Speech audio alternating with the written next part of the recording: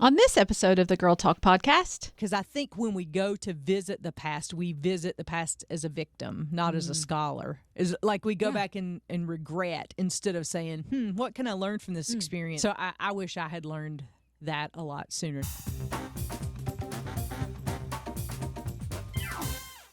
You're listening to the Girl Talk podcast. My name is Carol. I'm Kelly. Hey, I'm Tricia. And we want to say thank you to our friends at Compassion International for sponsoring this season of the Girl Talk podcast. If you'd like to sponsor a child, we'd love for you to do that. All you have to do is text the word child to 800-293-1069. All the deets are there for you. So today we're going to be talking about going back in time. No, we don't have a DeLorean. We're not going back to the 80s, much to your dismay. Man.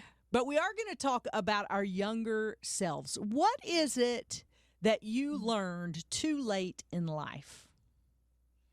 Oh my gosh, there's like a thousand things. All right, Say, how much time do we have? So I think the number one thing that I learned way too late in life is that it is not all about the American dream. Oh, wow. Yes. So that, we grow up thinking we've got to make A's in school so that we can get into the best college because that's the only way we're going to get the best job. And we're only going to get the best job. Only if we have the best job will we have the house that we can afford to be able to have, 2.5 kids in a white picket fence. And one of the things I've realized the older I get is that model of American independence and American prosperity and American dream is very isolating, and that other countries do it a lot better than we do it. Yes. Yeah. So that was a lot to put into like a sentence and a half. But, and I would agree with you, thinking back on my life as well and thinking about all the things I missed because I was pursuing that. Yeah. Some really good things that I actually just really went right by because I was pursuing that American dream. So I think that's good. What about you, TK?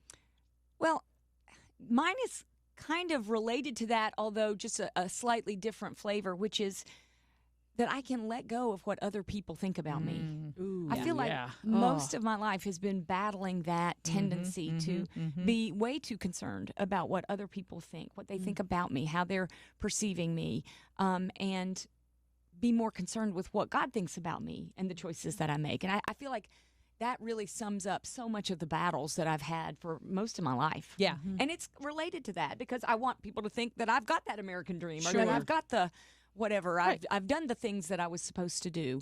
So I think it's related to that. Yeah, I think we can all relate to both of those. And I would say, and add just kind of to that, I would tell myself that busier does not equal my worth.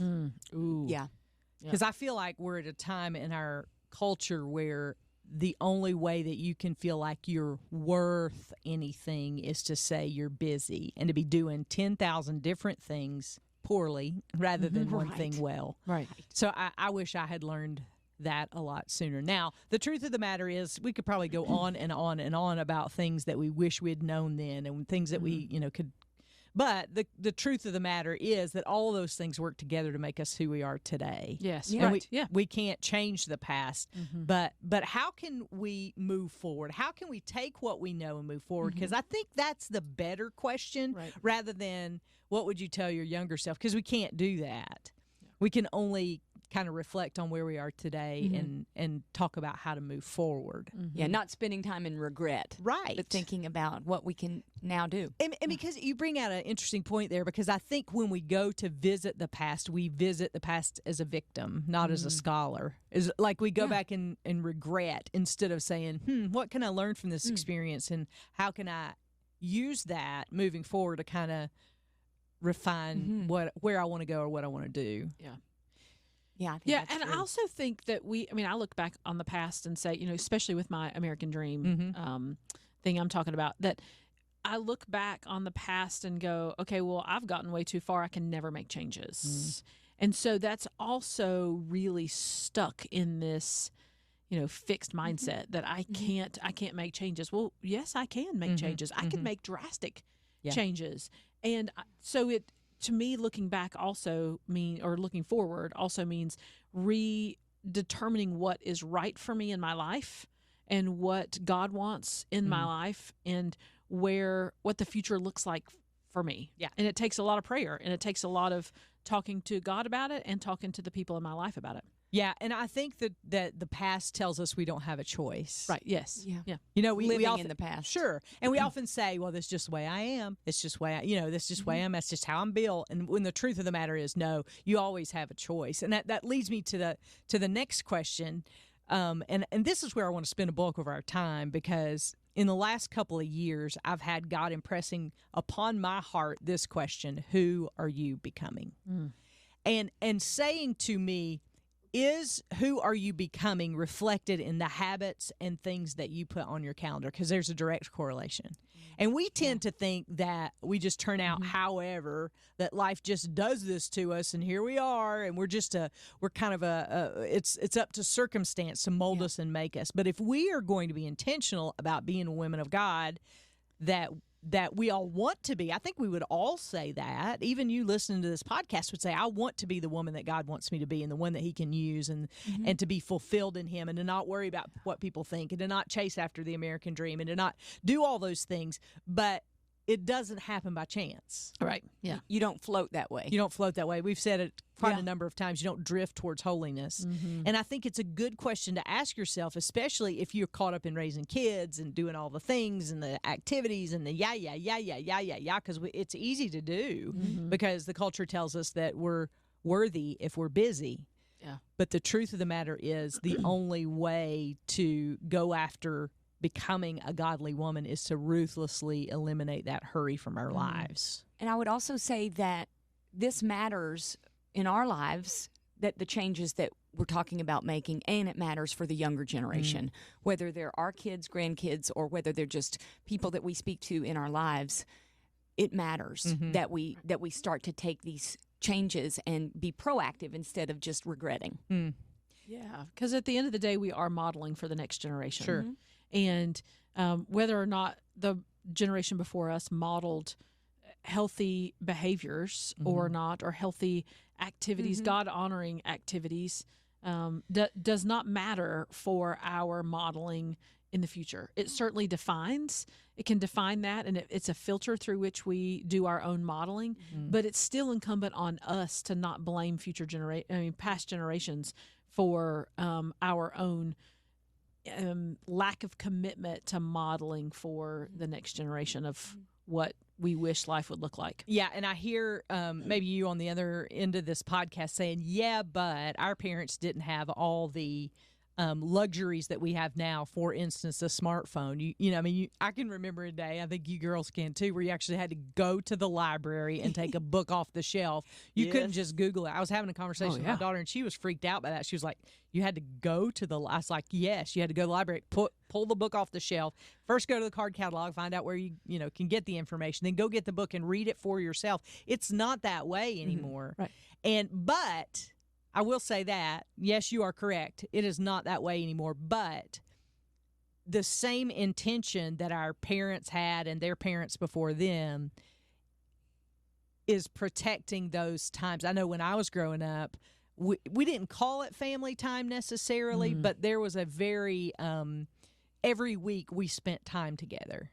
And we would say no to some things. And I think it's important to remember that there are trade-offs. And because we are so technologically advanced this day and time, I don't think we know, and probably won't know for 25 more years, the effect that devices have had on us. Yes. Yeah. But the ability to focus, the ability to spend quiet time, the ability to think, we've kind of... The ability to wait. Yeah. And it didn't happen easily for our parents either, just because they didn't have technology. They had to be intentional about some things in their life. And I think we need to apply that same rule to our lives. Like, we do have a choice. There are some benefits to you not being reachable during an hour during the day. And you're like, oh, I can't do that because I know that's what everybody would say. I have a kid, or multiple kids, or I have an elderly mom, or whatever the case may be. We can make excuses all day long, but the fact is we don't like to be disconnected. And one of the things I thought of when you said, what would you tell your younger self? One of the very first things that came to mind was, don't buy a television. Oh my goodness, yes. Don't buy it. Don't do it, because you are going to get sucked in to living other people's lives vicariously, Interesting. as opposed to living your own life in real time. Mm-hmm. You know, I don't need to watch a sitcom. Yeah. I just need to talk to my family more. Mm-hmm. You know, there's just enough humor in my own house and with my own friends. I don't need to watch a sitcom. We're crazy enough. Right, we're crazy enough. And I was thinking too, actually thinking this very morning about how I used to really want to go experience other cultures. Oh, yeah. And now the way we go experience other cultures is to watch it on television. Yeah. And that's not that's not a real culture. That's not real life. That's a, sanitized version for Sure. television. And so one of the things I would do is tell myself my younger self, not to get all sucked into the digital age and sucked into all of the digital distractions of life. Because there's so many amazing things that are not on that phone or not on that screen. And let's go there for a second, because I think one of the things that we do to so-called escape or relax is we'll sit down in front of a screen. Mm-hmm. Sure. My generation is the television and binge watch a certain show that we like or do something like that, when that's really not helping. Right. Studies have shown that really doesn't refresh and renew us. It does not. I actually read a study that it makes it worse. Really? Yes, Really I makes read it a worse. study that doing scrolling, at least scrolling through social media to try to relax yourself, has the opposite effect. Yeah. It makes your anxiety worse. There are also studies out there that say that if you are in a depressed state, that your depression gets worse after 15 minutes of social media. Okay. Like, I mean, We're hearing this. We've got to s- hold on to this. We see the red flags, Yeah. and why do we continue to go down that road? And the thing that makes me the maddest about all of this for myself is that I can't go back and say to my younger self to do things differently. But golly, I've got a 16-year-old in my house who I can help him make different choices, and I want him to make different choices than I made. Don't make the same mistakes. But And that doesn't mean he's listening. Yeah. Yeah, well, that's what I was going to say. That's so Yeah. hard because their culture is telling them that if you Right. miss out, Yeah. and You're- if you're not on social media, you're you're missing out. going to miss out, That's and you're not true. going to know something. Yep. And primarily, that's how they communicate. Yeah. Yeah. Yeah. And so, how do we strike a good balance there? Well, I will say this one piece to encourage. They are listening. Now, they may not do what we're telling them to do right now, but they are listening when we do say those things. So it's not a waste, even if they don't change their behavior. There may be a time, a week, a month, 10 years that they go, oh, that's what mom was talking about or Yeah. whatever. Yeah. So it's not a waste, Yeah. even if you don't see that behavior change in them right Yeah. away. And I think one of the things that we can do is, we've talked about this, and you said, leave for the next generation the habits and the things that we put into our lives. But when my tendency is to say, okay, I have to do this for the kids, but that's really not true. Yeah. Because who I am becoming is not going to have a bean's worth of, it doesn't matter if you're single, if you have kids, if you don't have kids, if you're married, it doesn't matter where you are in life. You're becoming a certain person. Yeah. And I don't know that this is true, but I don't think I had ever considered who I was becoming until the last 10, 15 years of my life. You know what got me thinking in that way? What's that? Funerals. Yeah. Going to funerals Yeah. and hearing Oh, yeah. what people said about that person made me go, oh, what do I want them to say about me? What do I want them to remember about me? What legacy do I want to leave? And I laughed about that. I'm like, I really like going to funerals, and that sounds terrible, but Yeah. in the fact that it can help me stop and be more intentional about my own choices in my life as I remember that person. Sure, that's Yeah. good. Yeah, That's it's good. interesting. Also, like going to funerals too, because you can look around and see who the people are that that this person mattered the most to. And so it reminds me too of who are the people that I'm surrounding myself with. Who do I want at my funeral? Yeah. Because those are the people Yeah. that are going to speak into my life as Right. well. Those it's very important that we pick good people and people that if we're trying to become something, we need to pick the people who are going to help lead us in that direction, that place, yeah. not in the opposite direction of who we want to become, especially becoming the Lord. Right. That Because you start to look like the people you're spending time That's with. right. Right. And I want to look like the people who are going to be at my funeral. Yeah. I Yeah. want the people at my funeral to be kind people and, caring people and God honoring people and, loving people. I don't want, if you're mean, don't come to my funeral. Don't be my friend. I'm hoping Jesus comes back before any of our funerals. So let's talk a little bit about, we've asked the question, but what is kind of the biblical base for who we should want to become? Like, what is it that sticks out to you guys? Like, when we talk about, of course, we want people to be kind and we need to display that kindness. But when you think about becoming the woman who God created you to be, what are the characteristics or qualities that you think of, and how do you get there? Well, I think of Jesus. I mean, Sure. I just think I want to be like Jesus, and that is, of course, not possible. Right. But I can grow in that direction. But when I think about women in the Bible, I think about Mary, who was sitting at the feet of Jesus. I think about even Martha. I love little Martha. She gets trying beat up hard. on. Yeah. But that she always took her complaints and concerns to Jesus. You can think about the Proverbs 31 woman, but then I start to feel guilty. Yeah, So. Yeah, same. Yeah, and here's the thing too. The scripture says, depending on what version you read, that Mary has chosen the best thing or the only essential thing. And I was doing some reading, and I found out that the word priority was a singular word until the 1800s.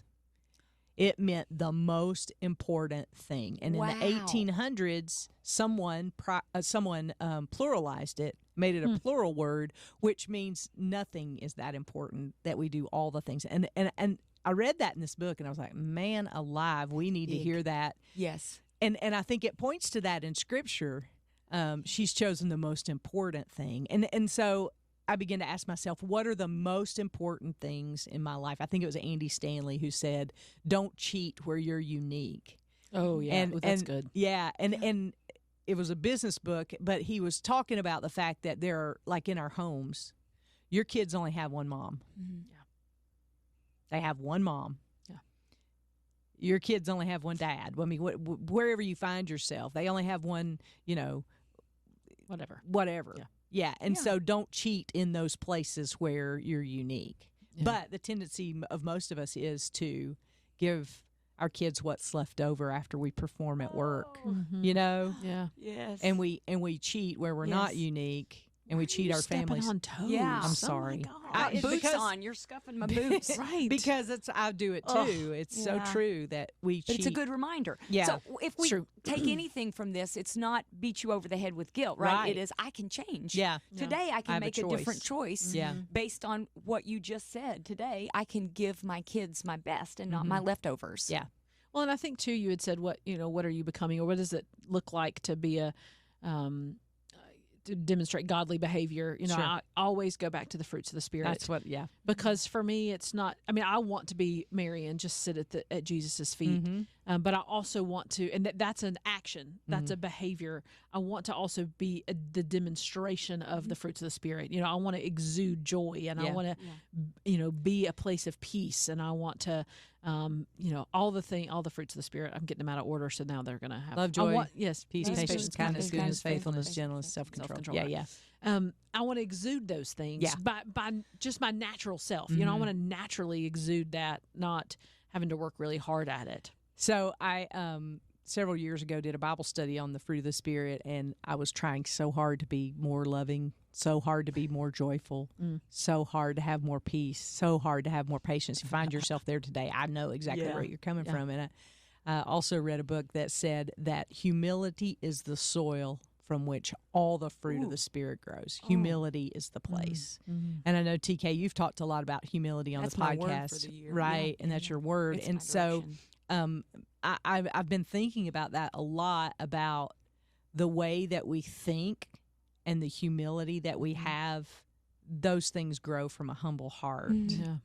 And me trying was not working, because every time I would say I'm going to be more patient, somebody would test my patience, and I'd be like, oh, here I am again. It was because there was no humility in the soil for that fruit to grow was not there. And so humility is a big, big piece of that for me, at least. And just saying, God has given me these unique positions to serve, not to be served. Yeah. And I think that's important for me to remember too. And to realize we can't do it on our own. Yeah. That God's been talking to me about letting go. Just letting go of the striving, even good striving. Yeah. But realizing I can't do it on my own, and I need him, and he's not surprised I need him. He's ready to give me what I need through him and his efforts. But letting go, and you have to practice it. Like I practice my tennis stroke. Practice letting go, and even the little things. Practice not trying to control it, trusting him, praying about it, and then letting go. Yeah. And that to me is a humility piece. Sure. And I think a lot of times we say we want God to be in control of our lives, but we treat him as if he's our co-pilot. We just want him to bless the things that we do. We just want him to put his stamp of approval on whatever it is we're doing. But other than that, there's really no job for him to just, keep the headset on and make sure we don't go to the ditch or something. You know what I'm saying? Right. Yes. Yeah. But the truth of the matter is he wants to be Lord of our lives. I struggled with that for years, just letting him be Lord of my life and not just the salvation experience and then that was it. Right. Sometimes that's where it starts. Yeah, and you have to surrender that on the daily. Yeah, and I think too, there's just so much striving that we as women try to do in order to be something, to become something, to even become the epitome of the fruits of the Spirit. But if we really just rest in Him and let Him change us, not necessarily change our behavior. Yes, behavior comes. Changed behavior comes. But change us. Change the inside of me, God. Change who I am and how I operate and the Spirit. Help me operate in the Spirit and not in my own flesh. Yeah. And trying to accomplish so much. And I'm going to open a can of worms right here, right now. I know it. But along with that, saying no more. Oh, saying N-O. No. More often. Yes. Yeah. Saying no is a holy often. word. No is a holy word. No. Yeah. Yeah. And I think we as women tend to put pressure on ourselves to do all the things, to be the, pack mom and to be the class mom and to be the head of the PTA and to be the best employee we can be. And to be the best employee that we can be and to do everything that's asked of us when there's a trade-off. Yeah. Something suffers when you say yes. So what are your two choices, to say yes to this or to say yes to, say your family, or say yes to your quiet time with God, or say yes to going out to coffee with a friend? Now, there's nothing wrong with going to coffee with a friend, but if that's not pushing you closer to Jesus, maybe you need to spend that quiet time, with God. And I'm just realizing more and more that I have let my schedule run my life instead of me being in charge of that, and letting God really be in charge of that to tell me where to show up and what to do. Yep. So good. Yeah. So no is a holy word. I'm still learning that one. I mean, I have to be, in terms of full disclosure, very honest that I'm awful at saying no. Yes. I'm awful at asking for help.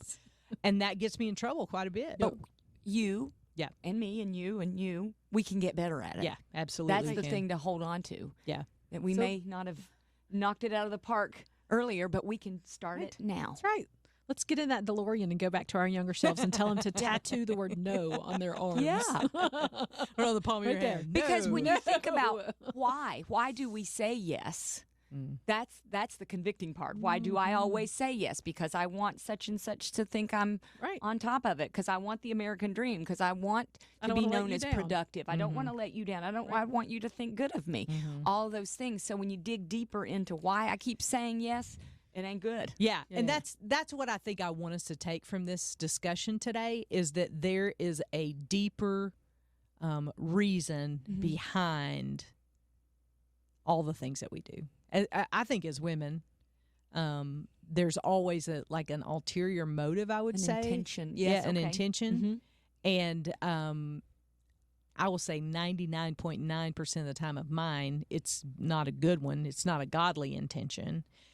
but I have the capacity and the ability to change, and I have a God who stands and cheers me on as I say no, because he knows that I am doing more things to feed my soul, not a Netflix binge or not, just numbing out with whatever.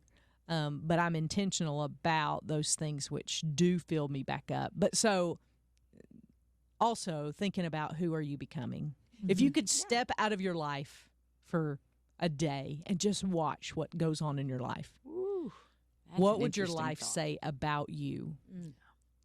And if you can't do that, you don't have a good imagination, you can't do that for a day, just ask your kids, because they'll tell you. Like, what does mom care about? If you don't have kids, ask a friend of yours, what do I care about? What is it? Also look at your checkbook and your calendar. Those are things that tell you what your priorities are, right? Yeah. Very convicting for me. I'm only saying this because I've been there, and not because I've arrived and have it all figured out, right? Yeah. But there has to be some intention behind who we are becoming, because if not, we will not be the women that God called us to be. Right. What is it? You don't drift toward holiness. You got to paddle. Yeah. So let's paddle. So true. And a lot of people get caught up on well, I don't have to work for my salvation. And I understand that, because sometimes we can make it all about works and none about relationship. That's correct. But I think there is there's a place for both. Yeah. It's a yes and. Yes, you are saved, and I believe that once you make that decision and come to Christ, that you are safe in him. But I also believe that you have to set some intentions for your life if you're going to grow in holiness. That doesn't just happen to you because you're saved. Does that make sense? Mm-hmm. Oh, yes. Yes. Okay. And it's an important distinction. Yeah. Very much so. Very, very important. And we want to grow. Yeah. We want to paddle toward holiness when we've been saved. I had somebody else give me a kind of a visual a couple of weekends ago. They said, you know how when kids, they grow, you stand up and you put a mark on the door frame? We've got that in our laundry room. Okay.